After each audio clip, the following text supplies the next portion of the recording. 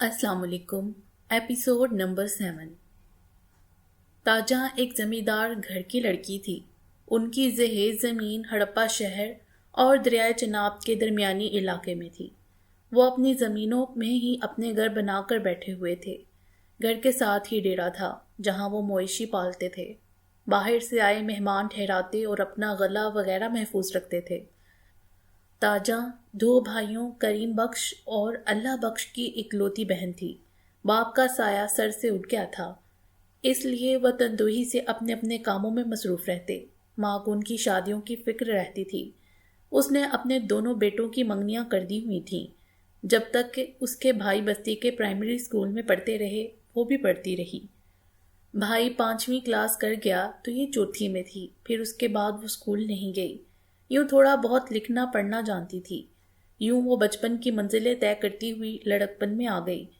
इन्हीं की तरह उसके चचा जाद भी अपनी ही जमीनों में बैठे हुए थे। मलिक शेर उसके चचा का बेटा था। वो इकलौता था, इसलिए अपने बाप का बहुत लाडला था। वो पढ़ा लिखा ना, बल्कि बचपन ही से अपनी जमीनों की देखभाल में लग गया था। बड़ा गबरू जवान निकला था। उन दोनों खानदानों का आपस में बड़ा इत्तेफाक था। फलिक शेर के बाप ने लड़कपन में ही ताजा को मांग लिया था। यूं वक्त बहुत अच्छा गुजरता चला जा रहा था। उनकी नज़दीक तरीन बस्ती फजलदाद थी। 1 किलोमीटर के फासले पर थी, जो इस इलाके के सबसे बड़े जमींदार फजलदाद के नाम पर ही थी। बस्ती में ज्यादातर उसके निजारे और दूसरे लोग ही बैठे थे। बस्ती फजलदाद के साथ दरगाह पर हर साल मेला लगा करता था। वो भी पंजाब के आम मेलों की तरह था।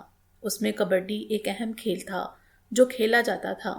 इलाके भर के जवान उस दिन की मुनासबत से तैयारी करते थे। मकसद सिर्फ ये होता था कि पूरे इलाके में डाक बैठ जाए। ताजा का बड़ा भाई करीम बख्श भी कबड्डी का बहुत अच्छा खिलाड़ी था। मेले वाले दिन वो भी अपनी टीम के साथ मैदान में उतरा था। उनके मुकाबिल पर जाहद दादा की टीम थी। बस्ती में मौजूद फजलदाद के बेटे जवान हो गए थे, लेकिन उनकी शोहरत अच्छी नहीं थी। बड़ा बेटा सादिक दाद जरा कम बदमाश था, लेकिन छोटा जाहद दाद जमाने का छटा हुआ था। लोगों पर रोब, लड़ाई और बदमाशी के अलावा वो मजारियों की लड़कियों पर निगाह रखता था। वो अफसरों से बनाकर रखता था। आए दिन उनकी दावतें करता था। मेले में उसने मुकामी थाने के डीएसपी को बुलाया हुआ था। उसके साथ शहर के चंद और इलाके के बहुत सारे मुअज़्ज़िज़ीन को उसने दावत दी हुई थी। उस दिन उसका ख्याल था कि उसी की टीम जीते, जिसके बहाने वो अय्याशी का सामान कर सके, जिसकी उसने तैयारियां कर रखी थी। वो हर हाल में सामने वाली टीम को हराना चाहता था, लेकिन वैसा ना हुआ। करीम बख्श और उसके दो मजीद साथियों ने ऐसा फनकाराना खेल पेश किया कि इलाके के लोग वाह वाह कर उठे। उन्होंने जाहद दाद की टीम को बुरी तरह हरा दिया। जीतने वाली टीम इनाम इकराम लेकर करीम बख्श के डेरे पर जमा थे। वहीं उन्होंने खाना खाया और रात आराम के बाद सुबह अपने अपने घरों को चले गए। ये एक ऐसा वाक़या था जिसने जाहद दाद के दिल में इंतकाम की आग भड़का दी थी। वो उस वक्त तो कुछ ना कह सका, लेकिन चंद दिन बाद ही जाहद दाद के मिजारे करीम बख्श के एक मिजारे पर चोरी का इल्ज़ाम लगाकर उसे मारने पीटने उसके घर आ गए। ये तो मुमकिन ही नहीं था कि करीम बख्श उस पर खामोश बैठ जाता। जैसे ही उसने सुना वो मौके पर पहुंचा, लेकिन उस वक्त तक मिजारे को इस कदर मारा कि उसे जान के लाले पड़ गए। उसे अस्पताल ले जाया गया, जबकि दूसरी तरफ उसी मिजारे पर चोरी का पर्चा भी कटवा दिया। करीम बख्श ने अस्पताल में उसकी देखभाल के अलावा थाने में भी बात की। उसके साथ ही चंद दिन बाद इलाके के मुअज़्ज़िज़ीन की पंचायत बुला ली। अगली शाम पंचायत होना थी, लेकिन सुबह ही मिजारे की बेटी को उठा लिया गया, जिस पर करीम बख्श भड़क उठा। यही कुछ वो चाह रहे थे। उसने गन उठाई और उस लड़की को लेने चल दिया। मिजारे की वो लड़की जाहद दाद के डेरे पर से मिली। करीम बख्श उसे ले तो आया, मगर उसकी चाल समझ गया। बड़े लोगों की पंचायत में क्या होता है सिवाय सुलह सफाई के। वो हो गई। बज़ाहिर मामला रफा दफा हो गया, लेकिन करीम बख्श को इस बात का बड़ा दुख था कि जाहद दाद ने उसके साथ बड़ी ज्यादती की है। आग सुलझ जाए तो उसका धुआं जरूर उठता है, चाहे उसका शोला कम ही हो, लेकिन दिखाई जरूर देता है। तभी इसी आग को जाने अनजाने भड़काने वाले बहुत सारे लोग आ जाते हैं। दिन ब दिन ये आग भड़कती चली गई, यहाँ तक कि अगला मेला आने से पहले जाहद दाद ने अपने ही एक मज़ारे को अंदर करवा दिया, जो ये फरियाद कर रहा था कि उसकी बेटी को जाहद दाद ने कहीं का नहीं छोड़ा। اس کے گھر والے علاقے کے کئی لوگوں کے پاس فریاد لے کر گئے، مگر ان زمینداروں کے ساتھ ہاں وہاں کی دشمنی کوئی کیوں لیتا؟ وہ کریم بخش کے پاس آ گئے۔ وہ اسی انتظار میں بیٹھا تھا۔ وہ جٹ ان کے ساتھ تھانے جا پہنچا۔ شام تک وہ تھانے سے اس مزارے کو نہ صرف چھڑوا لایا بلکہ اس کی بیٹی پر ہونے والی زیادتی کے لیے FIR بھی درج کروایا۔ زاہد داد بھی تھانے میں تھا، جہاں ان دونوں کے درمیان تلخ کلامی بھی ہو گئی۔ ایک دوسرے کو دیکھ لینے کی دھمکیاں بھی دی گئی۔ زاہد داد کے خلاف جو FIR درج ہوئی وہ اس کے تھانے کے چلے جانے کے بعد ہوئی تھی۔ کریم بخش شہر میں اپنے جاننے والے لوگوں سے ملنے کے بعد شام ڈلے جب واپس کار پر اپنے گھر کی طرف آ رہا تھا، اس کا راستہ زاہد داد نے روک لیا۔ کریم بخش اکیلا تھا، جبکہ زاہد داد کے ساتھ چند گنڈے تھے۔ کریم بخش نے کار روک لی۔ اسے یہ اندازہ تھا کہ زاہد داد اس پر ہاتھ نہیں اٹھا سکتا، اس لیے کار سے باہر آ کر بولا، راستہ مت روک زاہد داد، مزاریوں کی لڑائی میں اپنی آگ مت بھڑکا۔ آگ بھڑکے یا طوفان آئے، میں یہ سب کچھ کر ہی تیرے لیے رہا ہوں، زاہد داد نے کہا۔ تو پھر مردوں کی طرح میرے ساتھ لڑ، یہ ان بیچارے غریبوں کو تنگ کر کے کیا کر رہا ہے؟ کریم بخش نے طنزیہ لہجے میں کہا۔ چل پھر تجھے بتا ہی دیتے ہیں کہ سیدھی طرح لڑائی ہوتی کیا ہے، پکڑ لو اسے۔ زاہد داد نے کہا ہی تھا کہ اس کے پالتو گنڈے کریم بخش پر پل پڑے۔ کریم بخش جتنا بھی شاخ زور تھا لیکن اکیلا تھا۔ وہ کافی دیر تک لڑتا رہا، یہاں تک کہ اس کے سامنے کے کئی لوگ زخمی بھی کر دیے۔ کریم بخش نے جب یہ دیکھا کہ وہ اسے اب مار دیں گے، بخشیں گے نہیں، تب اس نے کار میں پڑی گن اٹھا لی۔ اس نے پہلا فائر ہی زاہد داد پر کیا۔ وہ غافل نہیں تھا، اس نے بھی فائر کر دیا۔ ایک دم سے آمنے سامنے کی فائرنگ ہونے لگی۔ کریم بخش زیادہ دیر تک ان کا سامنا نہ کر سکا۔ اس کے کئی فائر لگے اور وہ موقع پر ہی دم توڑ گیا۔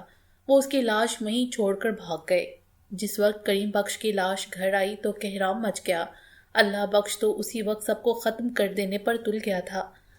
اس نے آؤ دیکھا نہ تاؤ، بھائی کی لاش کو دفنانے سے پہلے ہی فضل داد کی حویلی جا پہنچا۔ اس کے سامنے جو بھی آیا اس نے مار دیا۔ اس میں زاہد داد کا بڑا بھائی صادق داد سمیت فضل داد، اس کی ماں اور 3 نوکر مارے گئے۔ قاتل پھر بھی نہ ملا۔ اللہ بخش فرار ہو گیا۔ اس نے حویلی میں کھڑے ہو کر یہ اعلان کیا تھا کہ وہ زاہد داد کو مار کر ہی دم لے گا۔ اس کے بعد وہ خود کو پولیس کے حوالے کر دے گا، اور اگر کسی نے اس کے خاندان کی طرف انگلی اٹھانے کی کوشش کی تو وہ اسے بھی ختم کر دے گا۔ کریم بخش کو دفنا دیا گیا، لیکن اس کی دشمنی پیدا ہو گئی۔ زاہد داد کو بہت بھاری قیمت چکانا پڑی تھی۔ اگلا میلہ آ کر ختم ہو گیا۔ پولیس اللہ بخش کو پکڑنے کے لیے چھاپے مارنے لگی، مگر وہ ہاتھ نہیں آیا۔ گھر پر بری ماں ہوتی یا پھر تاجاں، وقت اور حالات نے تاجاں کو بہت کچھ سکھا دیا۔ دن تو جیسے تیسے گزر جاتا، لیکن رات ہوتے ہی ان پر ایک عذاب اتر آتا۔ ماں گھر کے اندر جاگتی رہتی اور تاجا گند لیے باہر پہرا دیتی تھی۔ ایسے میں فلک شیر اس کے پاس آ جاتا۔ وہ دونوں ساری رات نہ صرف پہرا دیتے بلکہ باتوں میں ساری رات گزار دیتے۔ ایک دن فلک شیر کا باپ تاجاں کی ماں کے پاس آیا۔ اس نے اپنی بھابھی کو یہ صلاح دی کہ اب تاجاں اور فلک شیر کی شادی کر دینی چاہیے، کیونکہ اب اللہ بخش کا نہیں پتا کہ وہ اب واپس گھر کب آتا ہے۔ ماں تو مان گئی، لیکن خود تاجا نے انکار کر دیا کہ وہ اپنی ماں کو اکیلا نہیں چھوڑ سکتی۔ اگر دشمنوں نے میری ماں کو مار دیا تو میں خود کو معاف نہ کر پاؤں گی۔ اگر اللہ بخش نہ مار سکا تو میں زاہد داد کو ماروں گی۔ تاجا کا جواب فلک شیر کے باپ کو اچھا نہ لگا۔ وہ خاموشی سے واپس چلا گیا۔ یہ پہلا وقت تھا جب ان کے رشتوں میں دراڑ پڑی۔ اس نے گھر جاتے ہی فلک شیر کے سامنے اپنی بیوی کو ساری بات بتا کر کہا، بھاگوانے، اب تم انہیں یہ پیغام بھجوا دو کہ یہ منگنی اب ختم ہی سمجھیں۔ اب اس گھر میں فلک شیر کی شادی ممکن نہیں ہے۔ ابا، یہ کیا کہہ رہے ہو تم؟ ایسا نہیں ہو سکتا۔ میں تاجا کے بغیر کسی سے شادی نہیں کروں گا۔ فلک شیر نے ختمی لہجے میں کہا تو اس کا باپ سمجھاتے ہوئے بولا، اس طرح تو ساری عمر شادی نہیں ہو سکتی۔ یا تو پھر وہ تمہیں بیاہ کر یہاں سے لے جائے، تم ان کے گھر رہو، اور جس طرح اب ان کی دشمنی بن گئی ہے ان کا ساتھ دو۔ میں اپنے پتر کو ایسا نہیں کرنے دوں گا۔ ابا، میری شادی ہوتی ہے یا نہیں اسے چھوڑو، لیکن یہ دیکھو وہ میرا خون بھی ہے، تیرا بھی خون ہے۔ اس وقت انہیں اکیلا چھوڑ دیں، یہ میری غیرت نہیں گوارا کر سکتی۔ فلک شیر نے اپنا فیصلہ سناتے ہوئے کہا، پر پتر، بات صرف اتنی نہیں ہے۔ تاجا جس طرح مرد بن کر اپنے گھر کی حفاظت کر رہی ہے نا، وہ اب تیری بیوی نہیں، تیری حاکم بن سکتی ہے۔ تیری ساری زندگی اب ان کی دشمنی کے ساتھ گزرے گی یا پھر اللہ بخش کو بچاتے ہوئے کچہریوں کے چکر لگاتے، وہ بھی اگر اللہ بخش پکڑا گیا تو، ورنہ۔ یہ کہتے ہوئے اس کا باپ کانپ گیا۔ تبھی اس کی ماں نے ڈرتے ہوئے کہا، مان لے اپنے باپ کی بات ٹھیک کہہ رہا ہے، کچھ بھی ہو جائے میں اب انہیں اکیلا نہیں چھوڑ سکتا، میرے ہوتے ہوئے انہیں کچھ ہو جائے کیا اس پر لوگ مجھ پر نہیں تھوکیں گے؟ وہ ضدی لہجے میں بولا۔ اس کے یوں کہنے پر ماں نے غصے میں کہا، یہ تو غنیمت ہے کہ اب تک یہ راتوں کو چھپ کر ان کے پہرے داری پر جاتا ہے، اگر لوگوں کو یہ پتا چل گیا کہ اب یہ راتوں اس کے ساتھ گزارتا ہے تو کیا عزت رہ جائے گی بھلا؟ شادی سے پہلے ہی تم ان کے گھر پہرا دینے جاتا ہوں ماں، یہ میرے لہو کا فرض ہے، اس نے صاف لفظوں میں کہا اور ان کے پاس سے اٹھ گیا۔ اسی رات تاجا کو ساری بات پتہ چل گئی۔ اس نے فلک شیر سے کہا، دیکھو پھلکو، ہماری قسمت میں اب یہی لکھا ہے، تو اپنی زندگی خراب نہ کر، چاچا ٹھیک کہہ رہا ہے، تو شادی کر لے اور اپنی زندگی ہنسی خوشی گزار۔ تاجا، جو میں نے اپنے ماں باپ سے کہا وہ سچ ہے، لیکن تم میری محبت بھی تو ہے، میں تمہیں کیسے چھوڑ دوں؟ فلک شیر نے اس کا ہاتھ اپنے ہاتھوں میں لے کر پیار سے کہا، جب میں کہہ رہی ہوں تم تو اپنی زندگی سکون سے گزارو۔ اس نے اپنے دل پر پتھر رکھ کر کہا، چل تاجا، تو میرے سر پر ہاتھ رکھ کر یہ کہہ دے کہ تمہیں مجھ سے محبت نہیں ہے تو میں تیرا کہاں مان لوں گا۔ فلک شیر نے دھڑکتے ہوئے دل سے کہا تو تاجا ایسا نہ کر سکی۔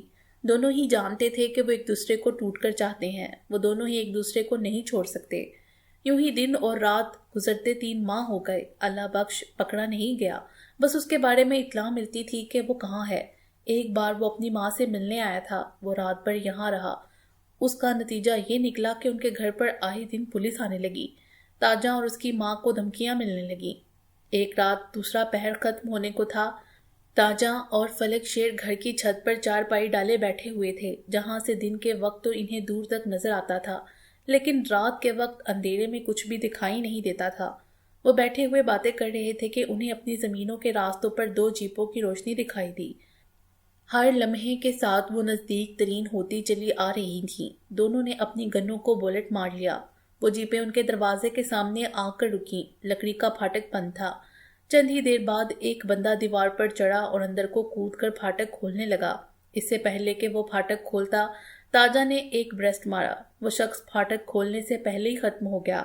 باہر سے اندازہ لگا لیا گیا تھا کہ فائر کہاں سے ہوئے ہیں۔ سامنے سے جوابی فائرنگ ہونے لگی۔ شاید ان کے گمان میں بھی نہیں تھا کہ ان کے گھر سے کوئی مزاحمت بھی ہو سکتی ہے۔ فائرنگ کی آواز سن کر ان کے مزارے بھی گنے لے کر نکل آئے تھے۔ جیپیں واپس مڑنے لگی تھیں، لیکن ہر طرف کی فائرنگ سے وہ ایسا نہ کر پا رہے تھے۔ کافی کوشش کے بعد وہ وہاں سے فرار ہو گئے۔ دن کی روشنی میں جب دیکھا تو وہاں 3 لاشیں پڑی ہوئی تھیں۔ اس رات پورے علاقے میں خبر حیرت سے سنی گئی کہ گھر کے اندر سے تاجا نے فائرنگ کی تھی۔ اس کے ساتھ فلک شیر تھا۔ وہ رات کو پہرا دیتا رہا تھا۔ انہوں نے 3 ڈاکو مار دیے تھے جو ان کے ہاں حملہ کرنے آئے تھے۔ پولیس وہ لاشیں اٹھا کر لے گئی۔ ان میں 2 اشتہاری تھے۔ اب مرنے والے یہ قرار نہیں کر سکتے تھے کہ انہیں بھیجنے والا کون ہے، لیکن چند دن بعد ہی اللہ بخش نے شہر میں زاہد داد پر حملہ کر دیا۔ زاہد داد شہر میں کچہری گیا ہوا تھا۔ اس نے آدھا دن وہیں گزارا تھا۔ وہ اپنے کام ختم کر کے اپنے گارڈوں کے ساتھ کچہری سے نکلا تھا۔ ایک سڑک پار کی تھی کہ اس کے سامنے اللہ بخش آ گیا۔ اس نے کوئی بات نہیں کی، سیدھی فائرنگ ہی کی، جس میں وہ اپنے گارڈوں سمیت مارا گیا۔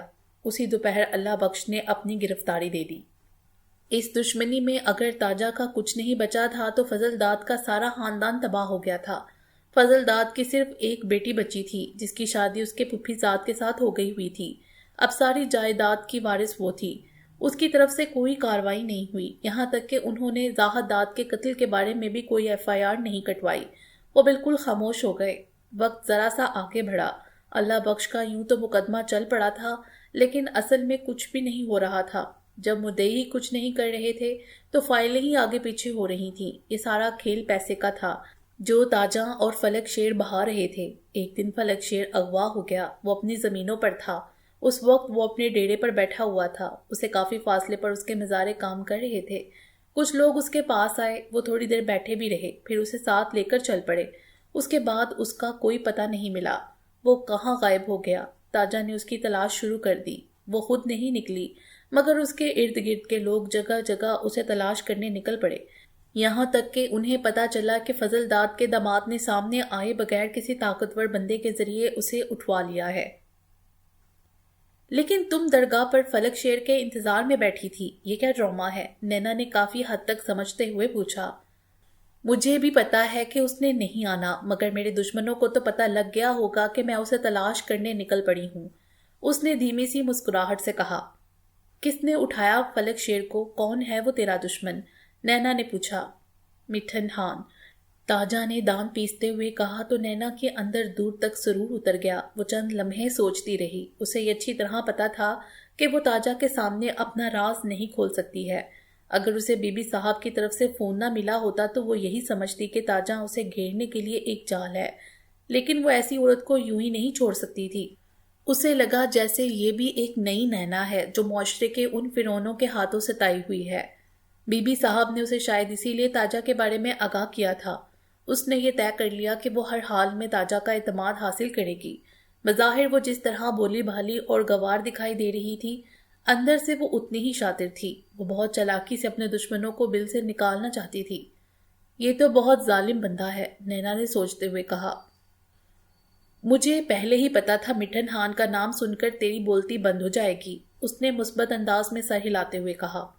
تجھے پتا ہے میں کیا ہوں؟ ایک معمولی سی ملازمہ ہوں۔ وہ اتنا بڑا بندہ، میں تو اس کے ڈیرے پر نہیں جا سکتی۔ بھلا میں کیا کر سکتی ہوں؟ نینا نے بالکل ہی مردہ سے لہجے میں کہا۔ پھر ٹھیک ہے، کل جو ہوگا وہ دیکھا جائے گا، اس نے حتمی لہجے میں کہا۔ اس نے اپنی چادر اتار کر دائیں جانب رکھی تو اس کی بھرپور جوانی کا احساس ہوا۔ سیل فون نکالا اور اپنے سرہانے رکھ لیا، پھر ایک انگڑائی لے کر میٹرس پر لیٹ گئی۔ نینا نے اپنے سیل فون پر وقت دیکھا، رات کا دوسرا پہر شروع ہونے کو تھا۔ شعیب نے اس کے لیے فون پر پیغام بھیجا ہوا تھا، وہ پوچھ رہا تھا کہ تم کہاں ہو۔ وہ فون پر ہی پیغام کے ذریعے اسے بتانے لگی کہ وہ کہاں ہے اور اس کے ساتھ کون ہے۔ شعیب اس بارے بہت زیادہ پرجوش ہو گیا تھا۔ اس نے جب یہ پوچھا کہ تاجا کے پاس فون ہے، تب اس کے ذہن میں خیال آ گیا کہ وہ تاجا کا اعتماد کیسے حاصل کر سکتی ہے۔ تاجا کے پاس فون تھا، لیکن نہ ابھی تک اس نے کسی کو کال کی تھی اور نہ ہی اسے کسی نے فون کیا تھا۔ نینا کے لیے یہی مسئلہ تھا کہ وہ تاجا کو بتائے بغیر اس کے فون بارے پتا کرے اور اس کا نمبر لے۔ وہ پہلو بدل کر یہی سوچ رہی تھی کہ تاجا نے ایک دم سے پوچھا، تم مجھے کسی ایسے بندے کے بارے میں بتا سکتی ہو جو مٹھن خان کا سب سے بڑا دشمن ہو؟ میں کچھ نہیں جانتی، چپ کر کے پڑی رہ، مجھے اپنی نوکری نہیں گنوانی، نینا نے ڈرنے والے لہجے میں کہا تو وہ سنی انسنی کرتے ہوئے بولی۔ پتہ چلا ہے اس کے بیٹے کو کوئی مار گیا ہے، وہ کہیں مل جائے نا، پھر دیکھنا، اس نے حسرت سے کہا۔ پھر چند لمحے بعد اٹھ کر واش روم کی طرف چلی گئی۔ نینا کی نگاہ اس کے سرہانے پڑے فون پر پڑی۔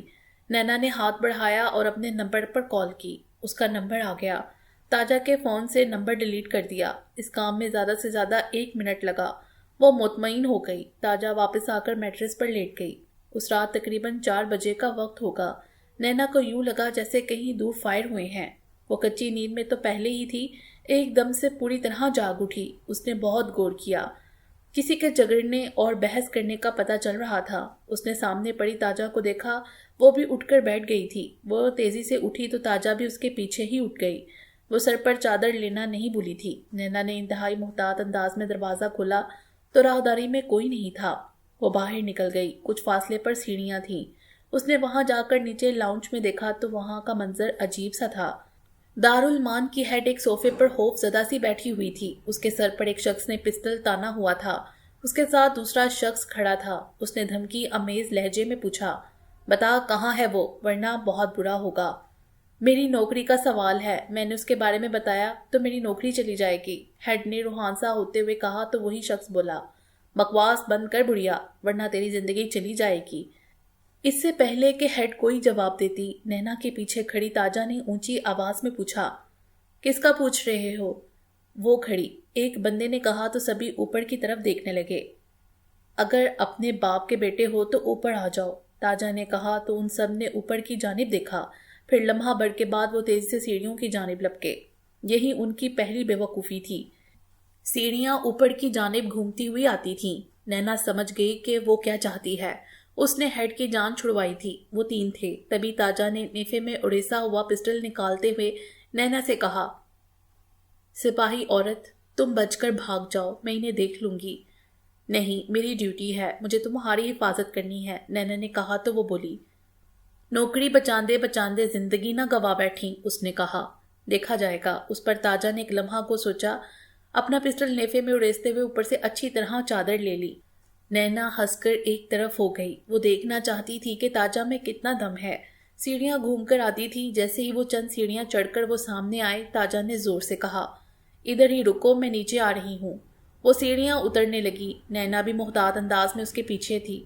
محکمے کی طرف سے کسی ہتھیار کی اجازت تو نہیں تھی، لیکن اس کے پاس اپنا ذاتی پسٹل تھا۔ وہ شاید دوبارہ لاؤنج میں چلے گئے تھے۔ جیسے ہی وہ نیچے آئے، ایک لمبے قد والے شخص نے پسٹل کی نول سے اشارہ کرتے ہوئے پوچھا، تاجا تمہارا ہی نام ہے؟ ہاں، کہو کیا کہتے ہو؟ اس نے بے خوف لہجے میں پوچھا۔ تو تم ہو فلک شیر کو تلاش کر رہی ہو؟ اس نے پوچھا۔ تو بات کر جو کرنا چاہتا ہے، اس نے اکتائے لہجے میں کہا۔ چل پھر میرے ساتھ، تجھے فلک شیر سے ملا دوں۔ یہ کہہ کر وہ طنزیہ ہنس دیا۔ اس پر تاجا اس کے پاس گئی اور اس کا ہاتھ پکڑ کر بولی، فلک شیر تیرے پاس ہے؟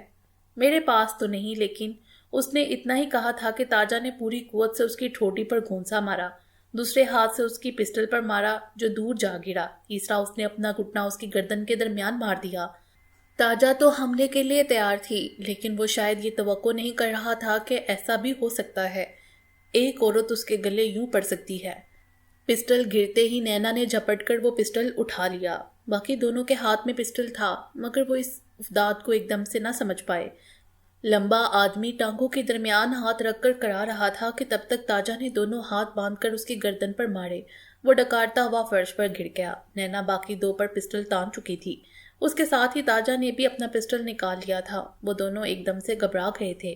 ہتھیار پھینک دو ورنہ گولی مار دوں گی، نینا نے ان کی طرف دیکھ کر کہا۔ انہوں نے اپنے پسٹل پھینک دیے۔ میں تھانے فون کرتی ہوں، ہیڈ نے یوں کہا جیسے اسے ابھی ہوش آیا ہو۔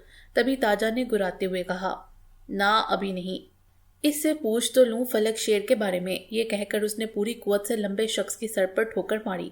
وہ بلبلا اٹھا، تاجا پر جیسے جنون سوار ہو گیا، اسے پیٹنے لگی۔ نینا دیکھ رہی تھی کہ اس میں جوش اور حوصلہ تو ہے، لیکن وہ لڑنے کے فن کو بالکل نہیں جانتی تھی۔ بس کرو تاجا اور ادھر بیٹھ جاؤ، میں دیکھتی ہوں اب، نینا نے کہا اور ہیڈ کو فون کرنے کا کہا۔ وہ فوراً اپنے آفس کی جانب بھاگی۔ اسی دوران ان کی ذرا سی غفلت پا کر ان دونوں میں سے ایک نے موقع دیکھا اور سیدھا نینا پر آ رہا۔ وہ اس کا پسٹل چھین لینا چاہتا تھا۔ نینا ایک دم سے گھوم گئی۔ وہ اس کے بالکل ساتھ مس ہوتا ہوا فرش پر گر گیا۔ نینا کو ایک دم سے تپ چڑھ گئی۔ اس نے دانت پیستے ہوئے کہا، تمہیں کہا تھا نا کہ آرام سے کھڑے رہو، اب بھگتو۔ یہ کہہ کر اس نے فرش پر پڑے اس لڑکے کو کالر سے پکڑ کر اٹھایا اور اٹھتے ہوئے لڑکے کے منہ پر گھونسا مارا، پھر گھوم کر پاؤں کی ٹھوکر اس کے سینے پر ماری تو وہ دوہرا ہوتا چلا گیا۔ تاجا دوبارہ اٹھ گئی تھی۔ وہ دھاڑتی ہوئی اٹھی اور اس نے پسٹل سیدھا کیا اور فائر دے مارا۔ فائر کی آواز سارے دارالمال میں پھیل گئی۔ اس لمحے تیسرے نے بھاگنے کی کوشش کی تو تاجا اس کے پیچھے جا لپکی، اسے دروازہ پار نہیں کرنے دیا، اس کے پاؤں پر فائر دے مارا۔ وہ لڑکھڑا کر گر گیا۔ وہ اسے گھسیٹ کر لے آئی۔ وہ تینوں لاؤنج میں ڈیر ہوئے پڑے تھے۔ ایسے میں دارالمان کی ہیڈ آفس سے نکلتے ہوئے زور سے بولی، میں نے تھانے فون کر دیا ہے، پولیس آتی ہی ہوگی۔ نینا نے اس کی بات سن لی، لیکن کوئی تبصرہ کیے بنا لمبے قد والے شخص کے بال پکڑ کر کھینچتے ہوئے بولی، بتا کس نے بھیجا ہے تمہیں؟ یہاں آرام سے بتا دے گا یا تھانے چل کر بتائے گا؟ تیرا داؤ چل گیا ہے، تھانے چل، تجھے پتہ چل جائے گا، اس نے دھمکی دیتے ہوئے کہا۔ اچھا تو یہ بات ہے، اکڑتا ہے، میں نے تیرے ہی پسٹل سے تجھے مار دوں گی تو تھانے میں بھی نہیں جا سکے گا۔ یہ کہہ کر وہ لمحہ بھڑ کو رکی، پھر اونچی آواز میں بولی، تاجا مجھے دو اس کا پسٹل۔ نینا نے کہا تو وہ گھبرا گیا۔ اس وقت تک تاجا فرش پر پڑے دونوں لڑکوں کو ٹھوکریں مار چکی تھیں۔ بتاتا ہوں، لمبے قد والے شخص نے کہا۔ بولو، اس نے سرد سے لہجے میں کہا۔ مٹھن خان کے منشی سلامت خان نے بھیجا ہے، فلک شیر اسی کے پاس ہے۔ کتھے ہے سلامت خان؟ بہن، تاجا نے دانت پیستے ہوئے کہا۔ انتہائی غلیظ گالی دی۔ تاجا جو پاگل ہوئی سو ہوئی، لیکن سلامت خان کا نام آتے ہی نینا کے اندر آگ بھڑک اٹھی۔ یہی وہ شخص تھا جس نے اس کے گریبان میں ہاتھ ڈالا تھا۔ فرحان خان نے اسے کہا تو وہ پوری حماست کے ساتھ آگے بڑھا تھا اور اسی نے اس کا لباس تار تار کیا تھا۔ وہ یہی سوچتی بھڑک اٹھی تھی۔ اس نے آہو دیکھا نہ تاؤ، سامنے پڑے لڑکے پر پل پڑی۔ وہ وحشیوں کی طرح اسے مارنے لگی تھی۔ اس دوران دارالمان کی بہت ساری لڑکیاں اور عورتیں وہاں عام موجود ہوئی تھیں۔ وہ سب پھٹی پھٹی نگاہوں سے یہ سارا منظر دیکھ رہی تھی۔ ہیڈ نے آگے بڑھ کر کہا، بس کرو اور ان گنڈوں کو باندھ دو رسی سے۔ اس کا یہ کہنا تھا کہ اگلے چند منٹوں میں نہ جانے کہاں سے رسیاں آ گئیں اور انہیں باندھ دیا گیا۔ تبھی تاجا نے اپنا فون نکالا اور نہ جانے کس کے نمبر ملا کر اسے یہ سب بتانے لگی۔ وہ بہت جذباتی ہو رہی تھی، اس کے منہ سے گالیاں نکل رہی تھیں۔ اس کے ساتھ وہ یہ بھی بتا رہی تھی کہ ابھی انہیں لے کر تھانے جانا ہے، ممکن ہے وہاں کوئی چکر چل جائے، اس لیے پوری قوت سے یہ معاملہ دیکھنا ہے۔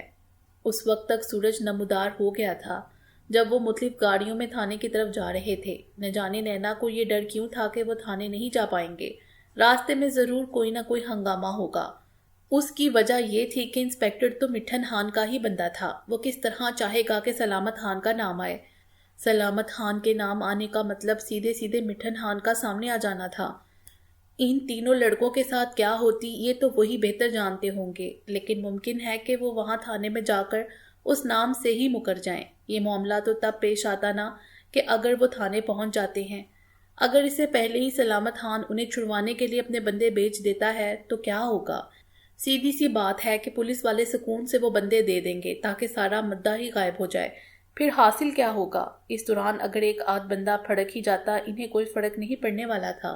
سچ مچ کا پولیس مقابلہ بن جاتا، اور پھر جس طرح اس نے ان لڑکوں کو پکڑا تھا وہ فرض شناسی کی بجائے اس کا جرم بن جاتا۔ تاجا نے جو انہیں بل سے نکالنے کے لیے اتنا بڑا رسک لیا تھا وہ رائگا جائے گا۔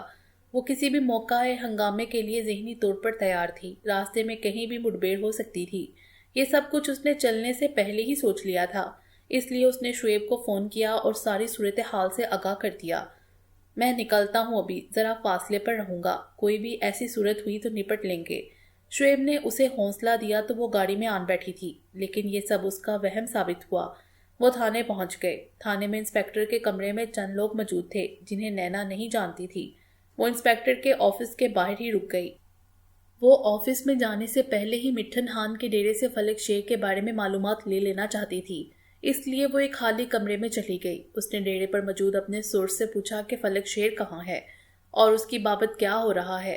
سورس نے یہی بتایا کہ کچھ دیر پہلے سلامت خان یہاں ڈیرے پر آیا ہے، اسے مٹھن خان کا فون آیا تھا، اس نے ایک بندے کو لے جانے کا حکم دیا ہے، اس بندے کو شہر لے جانا ہے، وہ ابھی برآمدے میں بیٹھا ہوا ہے، سلامت خان اندر ہے، شاید اس کے بعد وہ اس بندے کو لے کر شہر والی کوٹھی میں جائیں یا جہاں بھی، اس کا مجھے نہیں پتا۔ وہ تیزی سے سوچنے لگی۔ اس نے شعیب کا نمبر ملایا اور اسے تازہ صورتحال کے بارے میں بتا دیا۔ وہ ابھی بات مکمل نہیں کر پائی تھی کہ اس کا بلاوا آ گیا۔ مجھے کسی بھی وقت آفس میں بلایا جا سکتا ہے، میں کال بند نہیں کروں گی، تم سنتے رہنا، پھر بعد میں بات کرتے ہیں، اس نے کہا اور کمرے سے نکل آئی۔ اس نے اپنا فون چھپا لیا تھا۔ وہ آفس میں جا پہنچی جہاں چند اجنبی لوگ بیٹھے ہوئے تھے۔ اس نے کنکھیوں سے انہیں دیکھا اور سلوٹ مار کر ایک جانب کھڑی ہو گئی۔ تاجا بڑے ٹھسے سے ایک کرسی پر بیٹھی ہوئی تھی۔ وہ سبھی لوگ اس کے جاننے والے تھے۔ اس کے ساتھ ہی تینوں بندے وہاں لائے گئے، جنہیں دیکھتے ہی انسپیکٹر نے پوچھا، اوئے کیوں گئے تھے دارالمان؟ اس لڑکی کو اٹھانے، لمبے قد والے شخص نے اعتماد سے کہا تو وہاں موجود دو بندوں نے گھوم کر انہیں دیکھا۔ کیوں گئے تھے؟ مجھے اپنے وکیل سے بات کرنے دیں، پھر جو بیان بھی ہوگا ہم دے دیں گے، لمبے قد والے شخص نے کہا تو ان میں سے ایک بندہ بنا کر اٹھا، لیکن دوسرے نے اس کا ہاتھ پکڑ لیا۔ وہ دوبارہ بیٹھ گیا۔ میری بات کا جواب دو، انسپیکٹر نے کہا۔ کوئی جواب نہیں ہے، اس نے پھر نڈر لہجے میں کہا تو انسپیکٹر کے ماتھے پر تیوریاں آ گئیں۔ وہ بندے ابھی تک خاموش تھے، لیکن اس کے یوں جواب دینے پر ان میں سے ایک نے کہا، تھانے دار جی، آپ نے ابھی تک FIR تو نہیں لکھی نا، اس لیے ہم انہیں اپنے ساتھ لے جا رہے ہیں۔ وہ فلک شیر دے جائیں گے تو انہیں لے جائیں، دیکھتے ہیں کون ہے وہ، اب ہم خود ان تک پہنچ جائیں گے۔ نہیں، آپ ایسا نہیں کر سکتے، یہ اب ہمارے پاس، اس نے کہنا چاہا کہ انسپیکٹر کا فون بج اٹھا۔ وہ اسکرین دیکھ کر اٹھ گیا، چند لمحے کسی سے بات کرتا رہا، پھر واپس آ کر بولا، دیکھو کچھ دیر میں فلک شیر آ جاتا ہے۔ ٹھیک ہے، لیکن شرط یہ ہے کہ وہی بندے خود لے کر آئیں جس نے اسے اپنے پاس رکھا ہوا ہے، بتا دو اسے۔ اسی بندے نے کہا تو انسپیکٹر نے گھبراتے ہوئے کہا، آپ اپنا بندہ لے جائیں، چھوڑیں، ختم کریں۔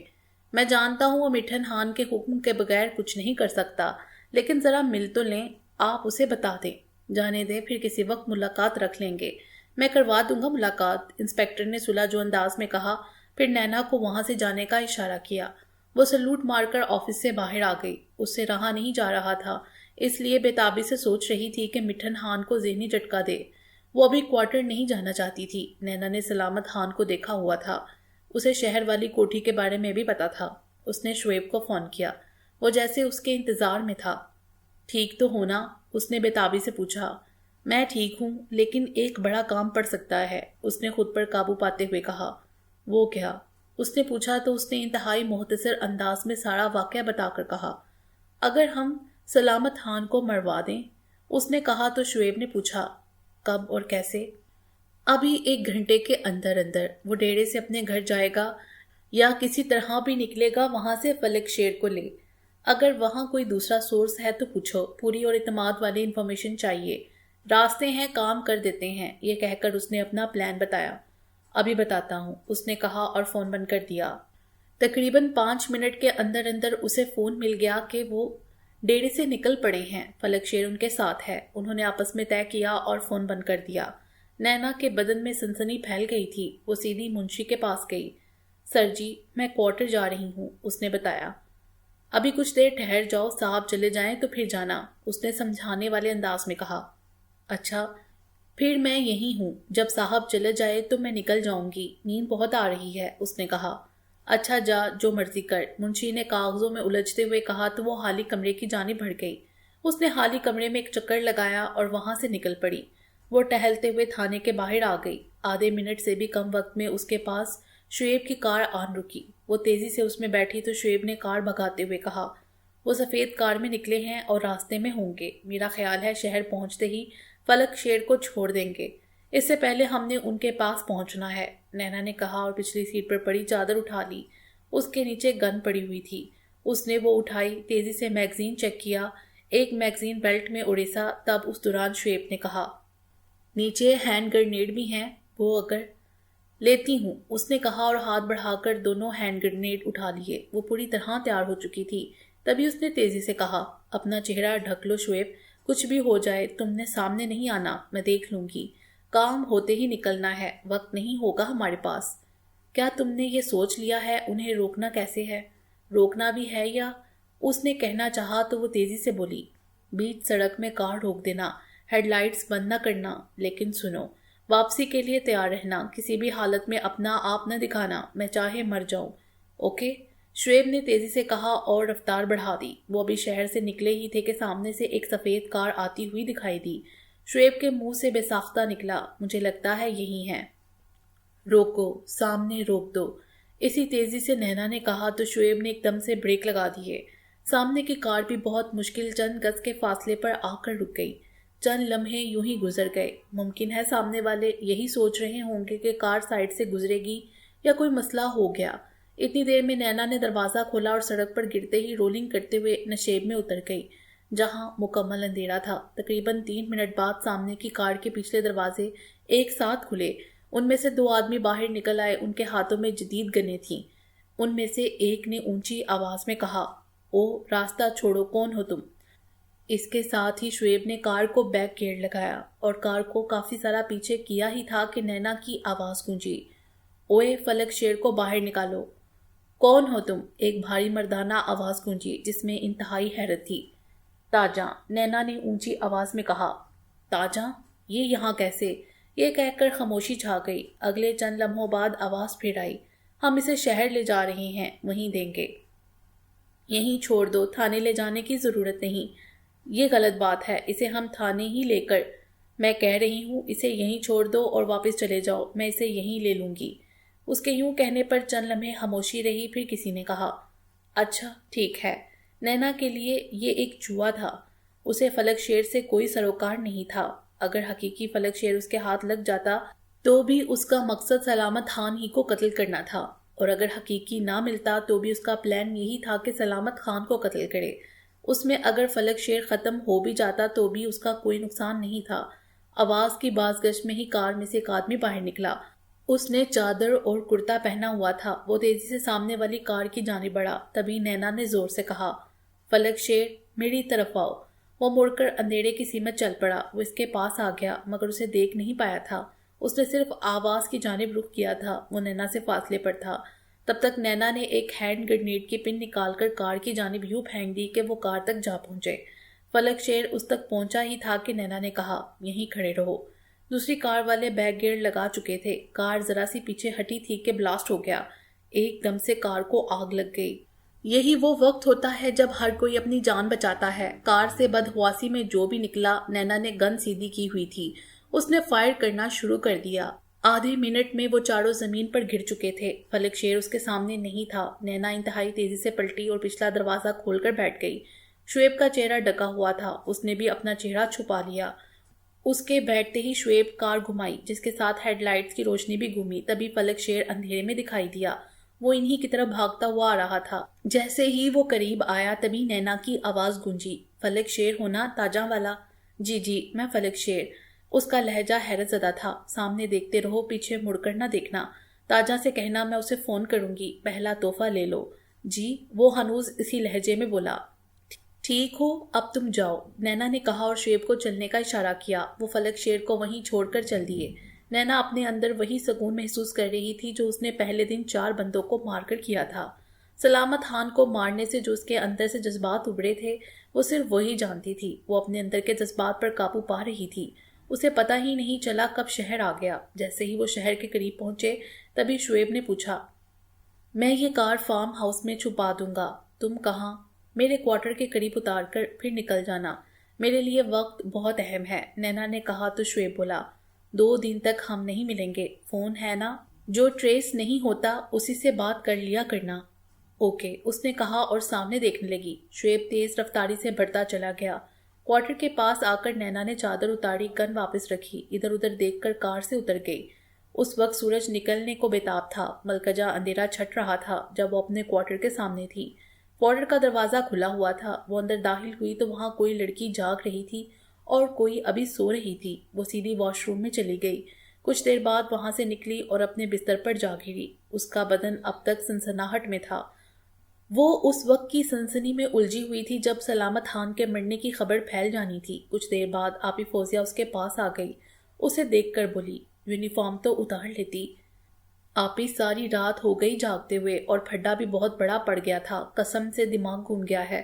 اس نے سنسنی خیز لہجے میں آنکھیں پھیلاتے ہوئے کہا۔ شاید اس وقت اس کا لہجہ اس قدر فطری تھا کہ آپی فوزیہ نے اس کے پاس بیٹھ کر حیرت سے پوچھا، ہوا کیا؟ اس کے یوں پوچھنے پر نینا ساری روداد سنا کر بولی، بس میں نے منشی سے کہا اور سیدھی ادھر آ گئی۔ انگ انگ دکھ رہا ہے آپی، اسے پتہ نہیں، وہ شاید اب بھی مجھے تھانے میں ہی سمجھ رہا ہوگا۔ اچھا چل، میں ابھی جا کر کہہ دوں گی، اگر اس نے پوچھا تو سونا ہے تو سو جا، کچھ کھا پی تو لو، بھوکے پیٹ تو نیند بھی نہیں آئے گی، اس نے ترسے ہوئے انداز میں کہا تو آپی اٹھتے ہوئے بولی، کچن میں دیکھ لے اگر کچھ ہے، ورنہ چائے بنا لے۔ وہ چلی گئی تو نینا نے ایک لڑکی کو بلایا اور اسے چائے بنانے کا کہا۔ خود وردی اتارنے لگی۔ وہ ایسا صرف اسی لیے کر رہی تھی کہ وہاں موجود لوگوں کو یہ تاثر دے سکے کہ وہ نارمل ہے۔ اس وقت وہ چائے پی رہی تھی جب انہیں یہ خبر مل گئی کہ سلامت خان سمیت 2 بندے اور ایک ڈرائیور قاتلانہ حملے میں ہلاک ہو گئے ہیں۔ اس کے ساتھ جو خبریں تھیں اس سے یوں لگا جیسے پورا شہر ہڑبڑا کر اٹھ بیٹھا ہو۔ باقی انشاءاللہ اگلی ویڈیو میں امید ہے یہ ویڈیو پسند آئی ہوگی۔ ہمارے چینل کو سبسکرائب کریں اور بیل آئیکن کو پریس کر دیں ہمارے چینل کی لیٹسٹ اپڈیٹس حاصل کرنے کے لیے۔ شکریہ۔